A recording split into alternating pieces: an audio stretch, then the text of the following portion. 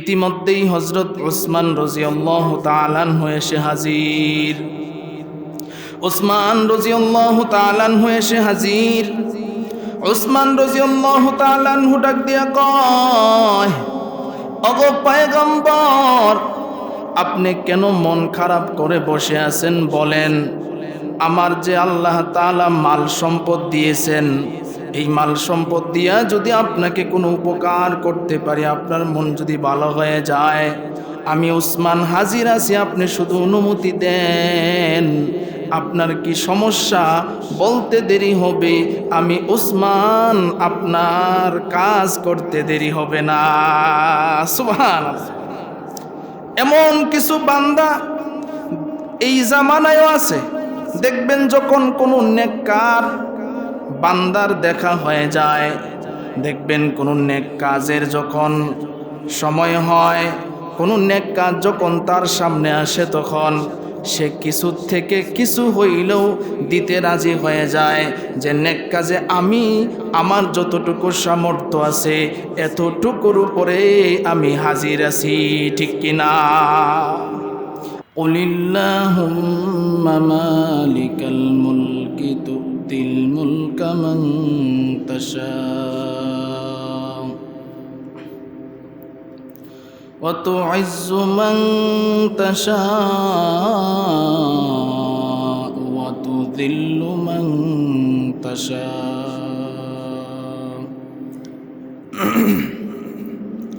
বিয়াদিকাল খায়র ইন্নাকা আলা কুল্লি শাইইন কাদির। وقال النبي صلى الله عليه وسلم المسلم من سلم المسلمون من لسانه ويده، أو كما قال النبي عليه الصلاة والسلام. صدق الله مولانا العظيم، وصدق رسوله النبي الكريم، ونحن على ذلك من الشاهدين والشاكرين والذاكرين، والحمد لله رب العالمين. আমরা সকলেই নবীর মহব্বতে দুরূদ ইব্রাহিম পড়ি। اللهم صل على محمد وعلى آل محمد كما صليت على إبراهيم وعلى آل إبراهيم إنك حميد مجيد. اللهم بارك على محمد وعلى آل محمد كما باركت على إبراهيم وعلى آل إبراهيم إنك حميد مجيد. तौहीद की अमानत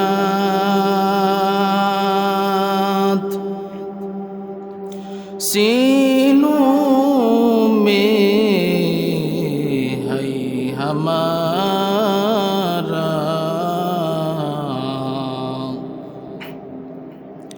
आसान नहीं मिटाना नामो निशा हमारा, बलगल उला बिकमालिही कशफत तुजा बिजमालिही, हसनत जमीउ खिसालिही, सल्लु अलैहि व आलिहि। अल्हम्दुलिल्लाह। আল্লাহ পাকের দরবারে লাখো কোটি শুকরিয়া যে মহান রব্বুল আলামিন আমাদেরকে ভালোবেসে মহব্বত করে আদর করে মায়া করে পবিত্র জুমার দিনে মসজিদে আসার বসার এবং কোরআন হাদিসের আলোকে কিছু কথা আমাকে বলার, আপনাদেরকে কিছু কথা শুনবার তৌফিক দান করেছেন। এই জন্য আমরা সকলেই শুকরিয়া আদায় করি, বলি আলহামদুলিল্লাহ। শুকরিয়া আদায় করলে খুশি হন কে? আল্লাহ। আজকে আমাদের মতো কত মানুষ এই টাইমে এই সময়ে চুরি করতেছে, জিনাহ করতেছে, ব্যভিচারে লিপ্ত আছে না নাই?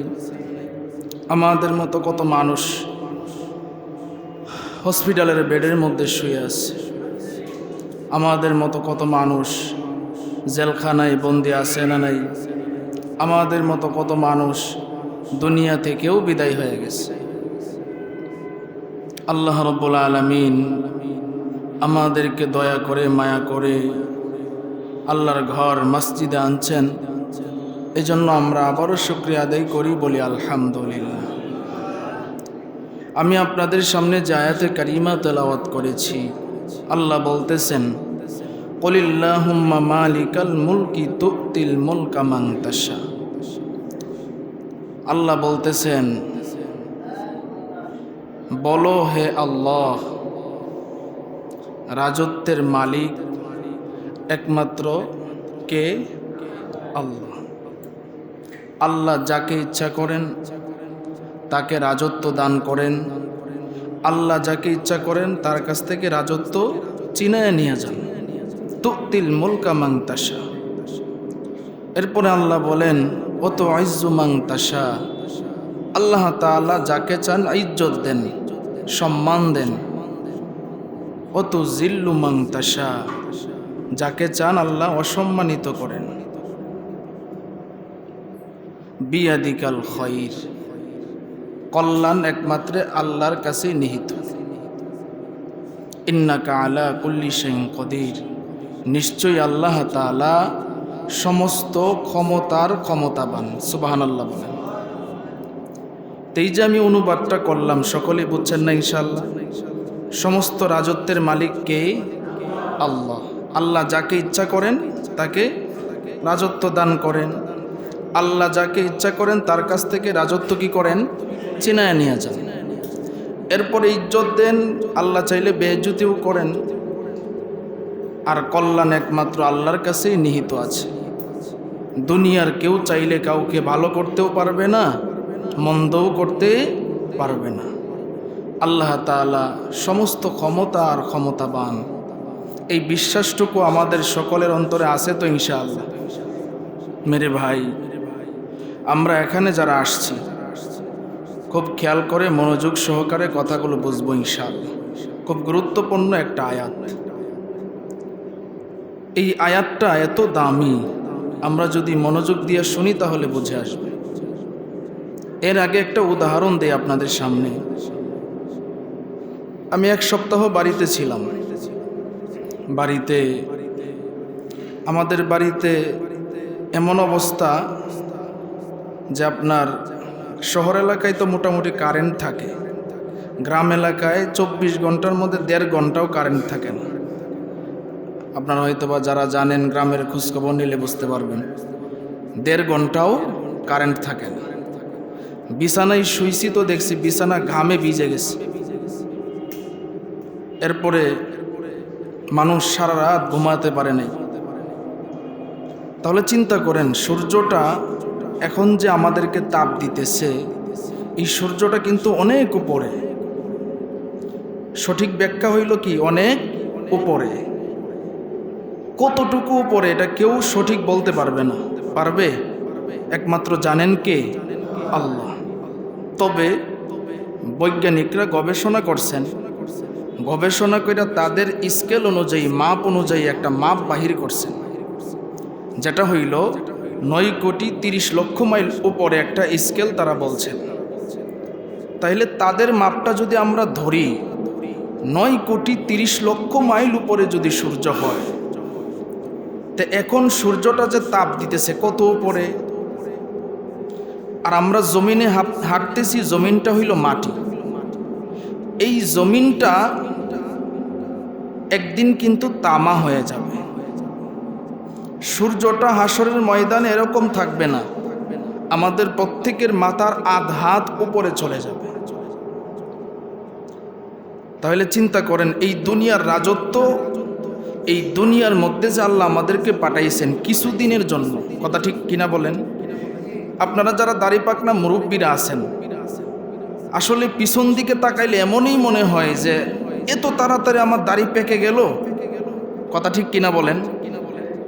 অনেক মানুষ দেখবেন চুল কাছা, হঠাৎ করে আয়নার সামনে দাঁড়াইছে, দেখে চুল পেকে গেছে, সে বিশ্বাসই করতে পারতেছে না কিভাবে হইল।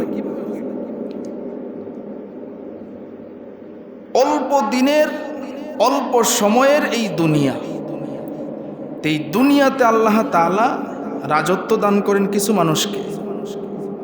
রাজত্ব দান কইরা আল্লাহ তাআলা পরীক্ষা করেন যে দেখি এই যে আমি আল্লাহ রাজত্ব দান করলাম, এই রাজত্বের উপরে ওই বান্দাগুলো কতটুকু আমি আল্লাহর শুকরিয়া আদায় করে। আমাদের জান মাল সময় যা কিছু আছে এইগুলা কে দিয়েছেন? জোরে আওয়াজ দিয়ে বলেন, আল্লাহ দিয়েছেন। কেউ কি আমরা বলতে পারবো এগুলো আমার? সাময়িকের জন্য আল্লাহ আমার মালিক বানাইছেন, কিন্তু এই মালিকের কোনো স্থায়িত্ব নাই। আল্লাহ বলতেছেন, কুলিল্লাহুম্মা মালিকাল মুলকি তুতিল মুলকা মান তাশা। রাজত্ব তো আল্লাহরই, আল্লাহ তাআলা এখান থেকে যাকে চান কিঞ্চিত দেন, এত না। আমরা পুরা বাংলাদেশের মানুষ যারা আছি, পুরা পৃথিবীর মানুষ যারা আছি, কেউ কিন্তু এক একটা দেশের মালিক হইতে পারে না, এক একটা এলাকার পুরা মালিকই তো কেউ হইতে পারে না। পারে না। সব সম্পত্তির মালিক সে হইতে পারে না। তাহলে এখন আমাদের বাহাদুরিটা কিসের? যাদের দিল আছে, যাদের বিবেক খুইলা আলোচনাটা শুনবেন, তাদের দিলে ধাক্কা লাগবে, বুঝবেন যেটা আমি বুঝাইতে চাচ্ছি। তো বলতেছিলাম, বাড়িতে গিয়েছি, গরম বেশি। তখন আমি চিন্তা করলাম যে এত গরম আমরা সহ্য করতে পারতেছি না, কারেন্ট নাই, ফ্যান চলে না, তাহলে হাসরের ময়দানে অবস্থাটা কি হবে? কবরের জগতে অবস্থাটা কি হবে? ফুলসিরাতের ব্রিজে অবস্থাটা কি হবে? তখন আমাদের কি সাহায্য করার মতো কেউ আছে? আল্লাহ যদি সাহায্য না করেন, নবী যদি সুপারিশ না করেন, আমাদের উপায় নাই। এই জন্য ভাই, আমরা এখানে যারা আছি প্রত্যেকেই এক একটা রাজত্বের মালিক, হয়তোবা অল্প, হয়তোবা বেশি। আল্লাহ যাকে যতটুকু দান করেছেন, এতটুকুর উপরে আপনি শুকরিয়া আদায় করেন। আর শুকরিয়াটা তখন আদায় হবে যখন আমার এই সব কিছু আল্লাহ তাআলার হুকুম অনুযায়ী খরচ হবে। আল্লাহ তাআলার হুকুমের বাহিরে যদি হয়, তাহলে এই মাল সম্পদের কোনো কাজে আসবে না। একটা হাদিস আসছে, আল্লাহর পয়গম্বর যখন হিজরত করে মদিনায় গেছেন, তখন নবীজি হঠাৎ একদিন মসজিদে নববীর মধ্যে একদম মন খারাপ করে বসে আছেন। উসমান রাদিয়াল্লাহু তাআলা আনহু কাছে নাই, আবু বকরও নাই, আলীও নাই, ওমর রাদিয়াল্লাহু তাআলা আনহু নাই, কেউ নাই। হঠাৎ করে আবু বকর সিদ্দিক রাদিয়াল্লাহু তাআলা আনহু আসছেন। আয়েশা বলে, ওগো আল্লাহর পয়গম্বর, আপনি মন খারাপ করে কেন বসে আছেন? আল্লাহর পয়গম্বর বলতেছে, এমনিই বসে আছি। তিনি বলে না কেন মন খারাপ করছেন। হযরত আবু বকর সিদ্দিক রাদিয়াল্লাহু তাআলা আনহু তিনি নবীজিকে দেখলেই নবীজির মনের অবস্থাটা বুঝতে পারতেন। সুবহানাল্লাহ। ইতিমধ্যেই ওমর রাদিয়াল্লাহু তাআলা আনহু আয়েশা হাজির। আবু বকর সিদ্দিক রাদিয়াল্লাহু তাআলা আনহু তিনি ওমর রাদিয়াল্লাহু তাআলা আনহুকে ডাক দিয়া কয়, ও ভাই ওমর, আল্লাহর পয়গম্বরকে মনে হয় কোন মুনাফিক কষ্ট দিয়েছে। নবীজির মনটা খারাপ। আমরা মক্কা থেকে মদিনায় আসলাম, নবীজির মনটা যদি খারাপ থাকে তাহলে তো আমাদেরও মনটা খারাপ থাকবে, কথা ঠিক কিনা বলেন? আল্লাহর পয়গম্বর মন খারাপ করে বসে আছে। ও ভাই ওমর, কেন বসে আছে? মনে হয় কোনো মুনাফিক কষ্ট দিয়েছে। ওমর রাদিয়াল্লাহু তাআলা আনহু তিনি তো ছিলেন গরম মেজাজের অধিকারী। আল্লাহর পয়গম্বরকে ডাক দিয়া কয়, ওগো আল্লাহর পয়গম্বর, আপনার মনটা কেন খারাপ? কে আপনাকে কষ্ট দিয়েছে বলেন? তার গর্দানটা আমি মাথার মধ্যে রাখবো না, তার গর্দানটা আমি ঘাড় থেকে আলাদা করে দিব। আপনি বলেন আপনাকে কে কষ্ট দিয়েছে? নবীজি চুপ, কোনো কথা বলে না। ইতিমধ্যেই হযরত উসমান রাদিয়াল্লাহু তাআলা আনহু এসে হাজির। উসমান রাদিয়াল্লাহু তাআলা আনহু এসে হাজির। উসমান রাদিয়াল্লাহু তাআলা আনহু ডাক দিয়া কয়, ওগো পয়গম্বর, আপনি কেন মন খারাপ করে বসে আছেন বলেন? আমার যে আল্লাহ তাআলা মাল সম্পদ দিয়েছেন, এই মাল সম্পদ দিয়া যদি আপনাকে কোনো উপকার করতে পারি, আপনার মন যদি ভালো হয়ে যায়, আমি উসমান হাজির আছি, আপনি শুধু অনুমতি দেন। আপনার কি সমস্যা? বলতে দেরি হবে, আমি উসমান আপনার কাজ করতে দেরি হবে না। সুবহানাল্লাহ। এমন কিছু বান্দা এই জামানায়ও আছে, দেখবেন যখন কোনো নেককার বান্দার দেখা হয়ে যায়, দেখবেন কোনো নেক কাজের যখন সময় হয়, কোনো নেক কাজ যখন তার সামনে আসে, তখন সে কিছু থেকে কিছু হইলেও দিতে রাজি হয়ে যায়, যে নেক কাজে আমি আমার যতটুকু সামর্থ্য আছে এতটুকুর উপরে আমি হাজির আছি, ঠিক কিনা? আল্লাহর পয়গম্বরকে যখন উসমান রাদিয়াল্লাহু তাআলা আনহু এই কথা বললেন, উসমান গনি রাদিয়াল্লাহু তাআলা আনহুকে নবী ডাক দিয়ে কয়, উসমান, মনটা বড় বেজার। বলে কেন?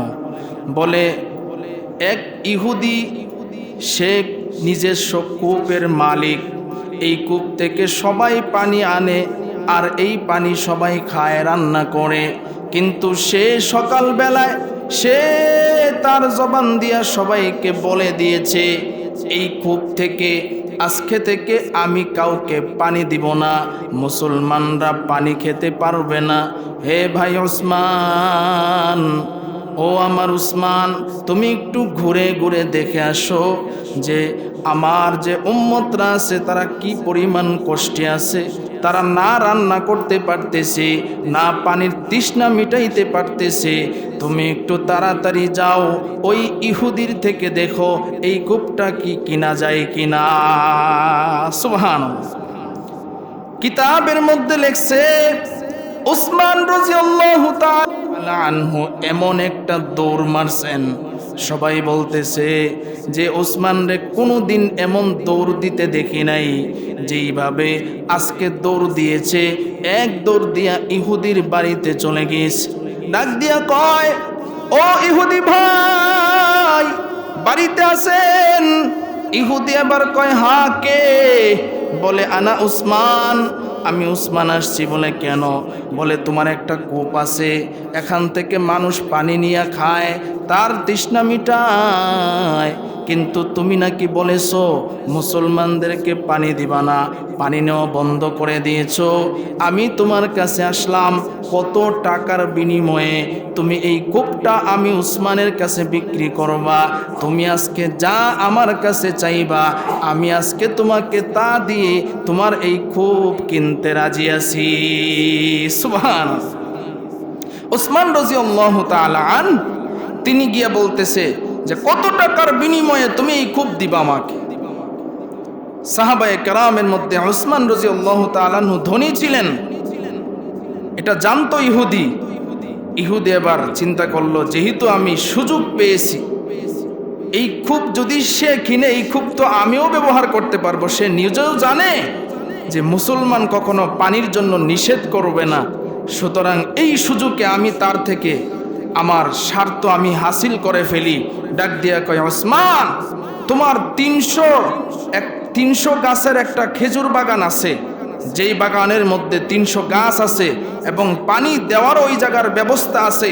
তুমি আমাকে যদি ওই বাগানটা দিয়া দাও, তাহলে আমি পানির কূপ তোমার কাছে বিক্রি করে দিব। ওসমান রাদিয়াল্লাহু তাআলা আনহু ডাক দিয়া কয়, আমি রাজি আছি। এই যে চামড়ার খাতা নিয়ে আসলাম, এখানে তুমি লিখিত দাও, তুমি 300 খেজুরের বাগানের বিনিময়ে তোমার এই কূপ তুমি আমার কাছে বিক্রি করেছো। এবার সে লিখিত দিল। তিনি বলতেছে, এবার ওসমান রাদিয়াল্লাহু তাআলা আনহু বলতেছে, শোনো, তুমি 300 বাগান চেয়েছো, খেজুর গাছ চেয়েছো, তুমি এটা না চাইয়া যদি আরো বেশি চাইতা, আমি উসমানের যত সম্পদ আছে সবগুলোই যদি তুমি চাইতা, আমি এটা দিয়ে হইলেও তোমার এই কূপ আমি কিনে নিতাম। জোরে বলেন সুবহানাল্লাহ। কারণ এটা আমার রাসূল চেয়েছে, আমার নবী চেয়েছে, আমার নবীর মনে ব্যথা আমি উসমানের সহ্য হয় না। সুবহানাল্লাহ কইতেন। আল্লাহ তাআলা বলতেছেন, তুতিল মুলকা মান তাশা।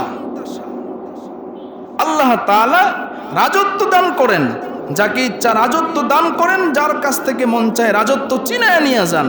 কিন্তু এই সম্পদ পাওয়ার পরে কিছু মানুষ অপব্যবহার করে, আর কিছু মানুষ এটাকে দ্বীনের কাজে ব্যবহার করে। সুবহানাল্লাহ কইতেন।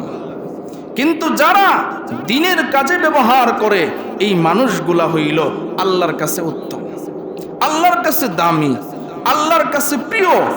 ওসমান রাদিয়াল্লাহু তাআলা আনহু তিনি এবার নবীর কাছে গেলেন, পয়গম্বর, মন খারাপের দরকার নাই, এই যে দেখেন লিখিত আনছি, আমি খুব কিনছি, আর আমার একটা খেজুর গাছের বাগান যেখানে 300 গাছ আছে, এইটা আমি দিয়ে আসছি।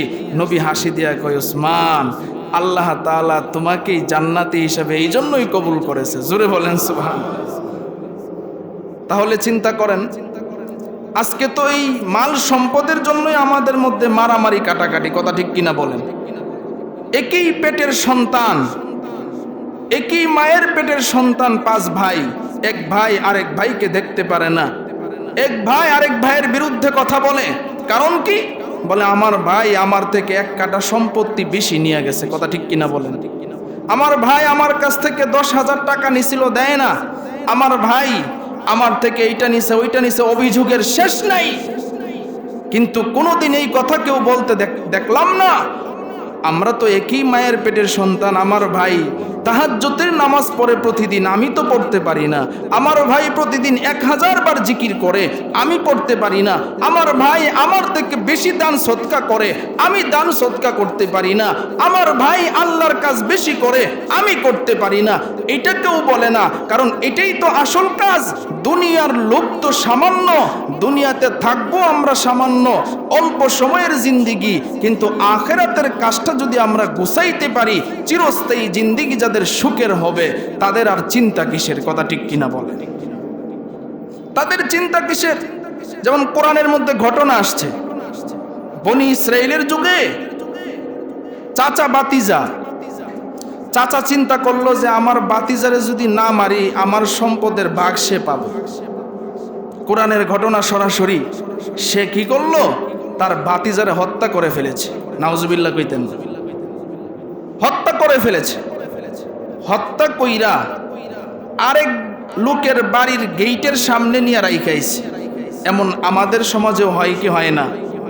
দেখবেন কত এরকম খুন গুম হয়, যে লাশ আরেক বাড়ির সামনে, আরেক লোকের দরজার সামনে, আরেক লোকের ঘরে, তখন ওই লোক দোষী হয়। আসলে যে দোষ করেছে তাকে আর খুঁজে পাওয়া যায় না। কথা ঠিক কিনা বলেন? এবার পয়গম্বর মুসা আলাইহিস সালাতু ওয়াস সালামের জামানা, সকালবেলা যখন হইছে, চাচাও কয় আমার বাতিজারে মারলো কে রে, এই কইয়া চিৎকার মাইরা সে মাটিতে আরো 10টা গৈর বেশি দেয় অন্যদের চাইতে, কষ্ট দেখাইতেছে, আমার বাতিজারে কে মারলো। এরপরে সবাই বলতেছে চলো পয়গম্বর মুসা আলাইহিস সালাতু ওয়াস সালামের কাছে যাই। তিনার কাছে গেলে, আল্লাহর কাছে বললে আল্লাহই হয়তোবা বলে দিবে তাকে কে হত্যা করেছে। পয়গম্বর মুসা আলাইহিস সালাতু ওয়াস সালামের কাছে সকলেই সঙ্গবদ্ধ হয়ে গেল। যাওয়ার পর বলতেছে, ওগো পয়গম্বর, আমাদের এলাকায় একটা মার্ডার হয়েছে, যেই মার্ডারটা কে করেছে আমরা কেউ বলতে পারি না। অমুকের লোকের বাড়ির সামনে লাশটা পাওয়া গেছে, তাকে দোষারোপ করা হইতেছে। আপনি আল্লাহর কাছে একটু জিজ্ঞাসা করেন আসলে কে তারে মার্ডার করেছে, কে মেরেছে, এটা যেন আল্লাহ তাআলা জানায়া দেয়। আল্লাহ দেখছে কি দেখে নাই? আল্লাহ তো সবই দেখছে। পয়গম্বর মুসা আলাইহিস সালাতু সালাম এবার আল্লাহরে ডাক দিয়া কয়, আল্লাহ এই যে মার্ডারটা হয়েছে এই মার্ডারটা কে করেছে তুমি একটু আমারে জানায়া দাও। আল্লাহ রাব্বুল আলামিন বলে, মুসা রে, তোমার কাছে যারা এসেছে তাদেরকে বলো একটা গাভী যেন তারা জোগাড় করে, আর এই গাভীটা জোগাড় করে এই গাভীটা তারা যেন জবাই করে দেয়। জবাই করে দিলেই কে মেরেছে এটা বাহির হয়ে যাবে। পয়গম্বর মুসা আলাইহিস সালাতু সালাম এবার কয়, তোমরা যাও গিয়ে একটা গাবি জবাই দাও। গাবি জবাই দিয়া এই গাবির গোশতটা ওই মৃত ব্যক্তির শরীরে লাগাইয়া দাও। এবার বনি ইসরায়েলের যারা ছিল তারা ছিল একটু তেরা, প্রশ্ন করত বেশি। ডাক দিয়া কয়, ওগো পয়গম্বর, আমরা যে গাবিটা জবাই দিব এই গাবিটার বয়স কত হবে, কি কালার হবে, কি অবস্থা হবে, এটা একটু আপনি জানায়া দেন। আল্লাহর কাছে পয়গম্বর মুসা আলাইহিস সালাতু সালাম এবার প্রশ্ন করে, আল্লাহ এই গাবিটার বয়স কেমন হবে, এটা কি কুমারী হবে নাকি আনকুমারী হবে, তার গায়ের রংটা কেমন হবে? আল্লাহ ডাক দিয়া কয়, মুসা রে, এই গাবিটা কুমারী হইতে হবে, অল্প বয়সের হইতে হবে, এই গাবিটার রং হইতে হবে হলুদ, হলুদ রঙের উজ্জ্বল কালার হইতে হবে। এই গাবি দিয়া কেউ হাল শ্বাস করছে না এমন গাবি হইতে হবে। এই গাবি দিয়া কেউ পানি শেষে নাই এমন গাবি হইতে হবে। সরাসরি কোরআনের ঘটনা লাগাতার আল্লাহ তাআলা বর্ণনা করেন বনি ইসরায়েলের এই মার্ডার কে করেছে। পয়গম্বর মুসা আলাইহিস সালাতু সালাম আল্লাহর ডাক দিয়া কয়, আল্লাহ তুমি তো সব জানায়া দিলা, আর আমার উম্মতগুলা তো তেরা, খালি জিজ্ঞাসা করে প্রশ্ন করতেই থাকে। এবার পয়গম্বর মুসা আলাইহিস সালাতু সালাম জানাইলেন, যাও যাও এই গাবি এখন তোমরা খুঁজে বাহির করো আর এটা ক্রয় করো। ক্রয় করার পরে এটা জবাই করে এটার গোশত যখন ওই মৃত ব্যক্তির শরীরে লাগাইবা, সাথে সাথে মৃত ব্যক্তি জিন্দা হইয়া বলে দিবে আসলে তাকে কে হত্যা করেছে। কুদরত কার? আল্লাহ তাআলা যখন এই কথাগুলো জানায় দিলেন, বনি ইসরায়েলের কওম বলে, ইনশাআল্লাহ আমরা চেষ্টা করতেছি। এখন এই যে খুঁজতেছে হলুদ রঙের গাবি তো আর পায় না, কারণ যেই গুণগুলা সিফতগুলা বলেছে এই সিফতওয়ালা গাবি খুঁজে পায় না। খুঁজতে খুঁজতে খুঁজতে খুঁজতে সারা এলাকা খুঁজছে, খুঁজা একটা গাভী পাইছে। এই গাভী একটাই পাওয়ার পরে এখন তাকে বলছে, ভাই আপনার যে গাভীটা সেটা বিক্রি করবেননি? লোক তো জানে, সে তো জানে এটার কি কাজ, আর এই গাভীটা শুধু আমার কাছে আছে, অন্য কারো কাছে নাই।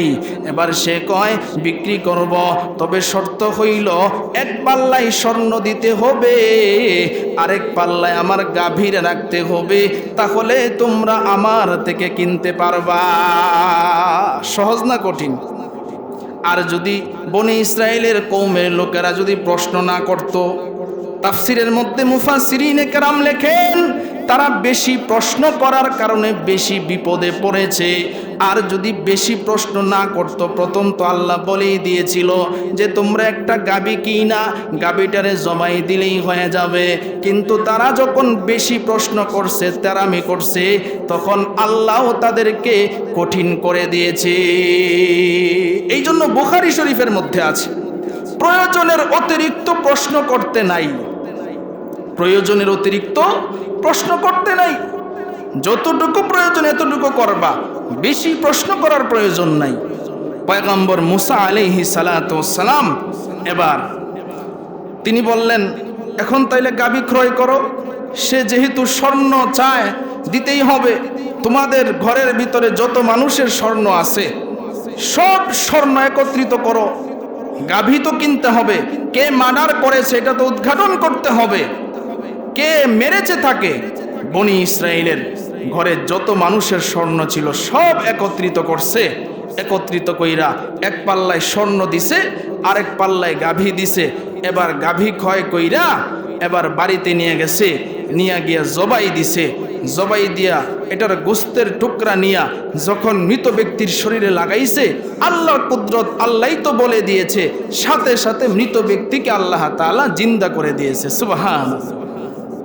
এটা কিন্তু হাদিসের ঘটনা না, সরাসরি কোরআন থেকে ঘটনা। আল্লাহ তাআলা কোরআনে এটা বর্ণনা করে দিয়েছেন। পয়গম্বর মুসা আলাইহিস সালাতু ওয়াস সালাম এবার বলছে, এখন জিজ্ঞাসা করো মারছে কে? এবার ওই ছেলেটা বলে, আমার চাচা আমাকে হত্যা করেছে। নাউজুবিল্লাহ বলেন। কে হত্যা করেছে? আচ্ছা বলেন তো কেন মারছে? কেন মারছে? সম্পদের জন্য মারছে। মারামারি, কাটাকাটি, হানাহানি, হিংসা হিংসি এগুলা কিসের জন্য? সম্পদ। আর যার দিলের ভিতরে আল্লাহর ভয় আছে, যার দিলের ভিতরে আল্লাহর ভয় আছে না, আল্লাহ এটা নিষেধ করেছেন, এটা করা যাবে না, আমার রব তো এটার অনুমতি দেয় নাই, আমি এটা করব না। এই জন্য আল্লাহ বলতেছেন, ওয়া তুইজ্জু মান তাশা ওয়া তুযিল্লু মান তাশা। আল্লাহ তাআলা ইজ্জত দেন, আল্লাহ তাআলাই জিল্লতি দান করেন। ক্ষমতার অপব্যবহার, টাকা পয়সার অপব্যবহার, মাল সম্পদের অপব্যবহার, অপচয় যারা করবে, সাময়িক হয়তোবা তারা ক্ষমতা দেখাইতে পারবে, একদিন না একদিন আল্লাহ তাআলা তাদেরকে বেইজ্জতি করেই ছাড়বে। কথা ঠিক কিনা বলেন? যে যাই করুক আল্লাহ তাআলাই বলতেছেন, কুলিল্লাহুম্মা মালিকাল মুলকি তুতিল মুলকা মান তাশা। আল্লাহ তাআলা বলছেন, রাজত্বের মালিক তো আল্লাহ, আর যাকে চান আল্লাহ তাআলা রাজত্ব দান করেন, যাকে চান রাজত্ব চিনায়া নিয়ে যান। এখন বলতে পারেন, হুজুর আল্লাহ তাআলা তো অনেক খারাপ মানুষে অনেক ধনী বানায়া দেন, আল্লাহ তাআলা তো ভালো মানুষে অনেক সময়, এমনও ভালো মানুষ আছে যারা খাবারই পায় না, আছে না নাই? আবার এমনও ধনী মানুষ আছে আমার জানা মতে, অনেক মন ভালো মানুষ। কথা ঠিক কিনা বলেন? আল্লাহওয়ালা, তাহাজ্জুদ গুজার, যাদের টাকা পয়সা আছে একদিনও তাহাজ্জুদের নামাজ মিস করে না, এমনও ধনী মানুষ আছে না নাই? আবার এমনও গরিব মানুষ আছে নামাজ পড়ে না, আছে না নাই? আল্লাহ তাআলা সব কিছু দিয়েই বান্দারে পরীক্ষা করবেন। মেরে ভাই, কেউ মনে কষ্ট নেবেন না, বোঝানোর জন্য কথাগুলো বলতেছি। এই জন্য আল্লাহ তাআলা যারে যতটুকু দিয়েছেন এতটুকুর উপরে সন্তুষ্ট থেকে দেখেন আল্লাহর গোলাম হওয়া যায় কিনা, দেখেন আল্লাহর খাঁটি গোলাম হওয়া যায় কিনা। যদি আল্লাহর খাঁটি গোলাম হইতে পারেন, দুনিয়াতে সামান্য কষ্ট হইলেও মরতে দেরি হবে, আল্লাহর জান্নাতে যাইতে দেরি হবে না। সুবহানাল্লাহ। তো পয়গম্বর মুসা আলাইহিস সালাতু ওয়াস সালাম যখন দেখলেন যে তার চাচাই তারে মারছে, তার চাচারে ডাকলে, এদিকে আস, তুমি তোমার বাতিজারে মারছো কিসের জন্য? আমি চিন্তা করছিলাম আমার বাতিজাই যদি আমার সম্পদের ভাগ পায়ালায়, কারণ আমার তো ছেলে মেয়ে নাই, ছেলে মেয়ে যদি না থাকে তাইলে বাতিজারা ভাগ পায় কি পায় না।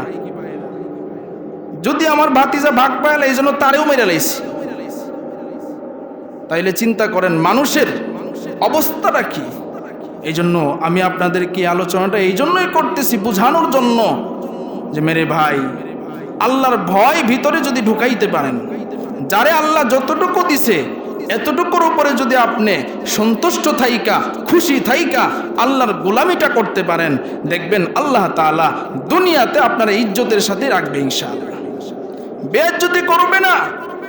আর কেউ যদি আপনাকে জুলুম করে, অত্যাচার করে, এটার নাম কিন্তু বেইজ্জতি নয়। মনে করেন আপনাকে একজন অন্যায়ভাবে জুলুম অত্যাচার করতেছে, এটার নাম কি বেইজ্জতি? না না, এটার নাম বেইজ্জতি নয়। আপনাকে অন্যায়ভাবে যদি কেউ বেইজ্জতি করার চেষ্টা করে, আপনি বেইজ্জতি হবেন না, বরঞ্চ যে অন্যায়ভাবে আপনাকে জুলুম অত্যাচার করবে, বেইজ্জতি করার চেষ্টা করবে, তাকেই মানুষ জিল্লতের তক্তা লাগাবে, তাকেই মানুষ খারাপ বলবে, আপনাকে বলবে না। কথা ঠিক কিনা বলেন? এই জন্য মেরে ভাই, আসেন আমরা হিংসা হিংসি বাদ দেই, ঝগড়া বিবাদ বাদ দেই, এই সমস্ত টাকা পয়সার লোভ, দুনিয়ার লোভ, হিংসা অহংকার বাদ দিয়ে আসেন সবাই একসাথে মিলেমিশে আল্লাহর গোলাম হওয়ার চেষ্টা করি। আল্লাহর গোলাম হওয়ার যদি চেষ্টা করতে পারি তাহলে দেখবেন শান্তি আসবে, এছাড়া বিকল্প শান্তি আসবে না। দেখেন না আরব আমিরাতে, দুবাইয়ে কিছুদিন আগে এই পরিমাণ বৃষ্টি আসছে, অথচ তারা কত উন্নত মানের দেশ। তাদের দুবাইকে পাপের রাজ্য বলা হয়, যেটা আরব আমিরাত, তাদের কোনো কিছুর অভাব নাই। এখন কত পাপের কাজ ঢুকায় ফেলছে।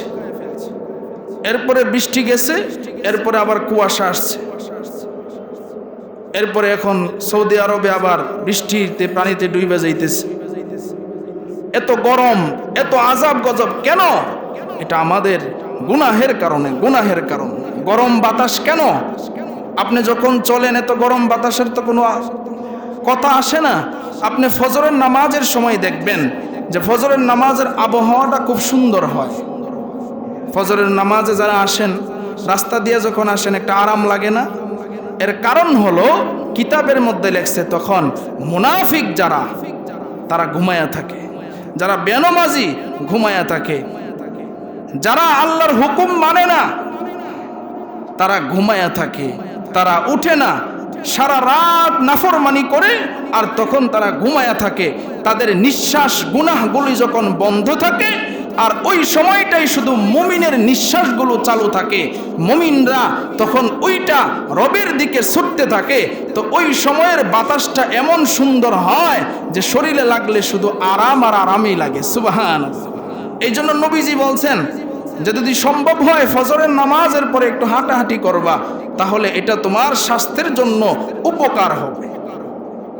এই জন্য ভাই খুব বিবেক দিয়া কথাগুলো বুঝবেন, যেগুলা বলছি বাড়িতে গিয়েও চিন্তা করবেন, এখনো বৈশা বৈশা বুঝবেন যে আল্লাহ তাআলা যারে যতটুকু দিছেন এতটুকুর উপরে সন্তুষ্ট থাকবেন। রাজি আছেন তো ইনশাআল্লাহ? আশা করি আল্লাহ ইজ্জতের সাথে রাখবে। আরেকটা খুশির সংবাদ হলো আমাদের শাইখুল হাদিস ইবনে শাইখুল হাদিস আল্লামা মামুনুল হক সাহেব আজকে মুক্তি পেয়েছেন। সকলেই বলেন আলহামদুলিল্লাহ। আরেকটু জুড়ে বলেন আলহামদুলিল্লাহ। আমরা সকলেই দোয়া করি আল্লাহ তাআলা হজরতের দীর্ঘ হায়াত দান করুক এবং সমস্ত বিপদ আপদ বালা মুসিবত থেকে হেফাজত করুক। সমস্ত আহলে হক ওলামায়ে কেরাম যারা মজলুমের শিকার, আল্লাহ তাআলা সবাইকে সমস্ত বিপদ আপদ বালা মুসিবত থেকে হেফাজত করে দিনের সঠিক খেদমত যেন সবাই করতে পারে সেই তৌফিক দান করুক। সকলেই বলেন আমিন। যারা সুন্নত পড়েন নাই 4 রাকাত সুন্নত আদায় করে নেন।